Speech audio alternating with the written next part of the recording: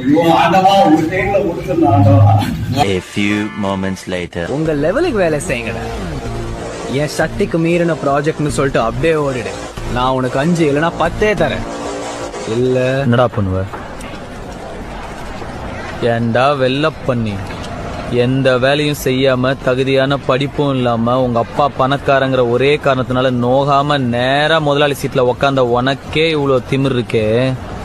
அப்பா அம்மா கஷ்டப்பட்டு ஸ்கூலுக்கு டொனேஷன் கட்டி எல்கேஜில இருந்து 10வது வரைக்கும் ஃபெயில் ஆகாம படிச்சு 10வதுல ஈஸியான குரூப் எல்லாம் விட்டுட்டு இந்த குரூப் எடுத்தாதான் இன்ஜினியர் ஆக முடியும்னு கஷ்டமான குரூப்பா எடுத்து பிசிக்ஸ்க்கு ஒரு டியூஷன், கெமிஸ்ட்ரிக்கு ஒரு டியூஷன், மேக்ஸுக்கு ஒரு டியூஷன் ரோடா அலைஞ்சு அதுக்கு ஃபீஸ் கட்ட பெத்தவங்கள வேற ரோடா அலைய விட்டு பப்ளிக் எக்ஸாம்ல பாஸ் ஆறதுக்கு நைட் எல்லாம் பிளாஸ்க்ல டீ வச்சு படிச்சு காலையில அலாரம் வச்சு எந்திரிச்சு படிச்சு அதுல வாங்குற மார்க் எல்லாம் பத்தாம டிஎன்பிசி எக்ஸாம்க்கு வேற தனியா ஒரு 2 மாசம் உட்காந்து படிச்சு அதுல வாங்குற கட் ஆஃப் மார்க் யூஸ்லெஸ்ஸா போய் அம்மா நகைய அடமா வச்சு காலேஜ்ல சீட்டு வாங்கி ஃபர்ஸ்ட் இயர்ல இருந்து 4th இயர் வரைக்கும் வச்ச அரியர்லாம் 4th இயர்ல மொத்தமா கிளியர் பண்ணி இந்த சொசைட்டிக்குள்ள நுழைஞ்சா இந்த சொசைட்டி என்ன வேலை இல்லைன்னு செருப்பால அடிச்சு ரோடா வேலை தேடி அலைஞ்சு 3 வருஷம் 4 வருஷம் வீட்டுல தண்டமா உக்காந்து அப்பா என்ன தண்டச்சோறுன்னு திட்டி சாப்பிடுற ஒவ்வொரு வாய் சாப்பாடும் தொண்டையில சிக்கி வலிச்சு இறங்கி எவனோ ஒரு புண்ணியவான் கடைசியில ஒரு நல்ல மனுஷன் எனக்கு வேலை கொடுத்து அதையும் புடிங்க நினைக்கிற உன்ன மாதிரி ஒரு புறம்போக்கெல்லாம் சமாளிச்சு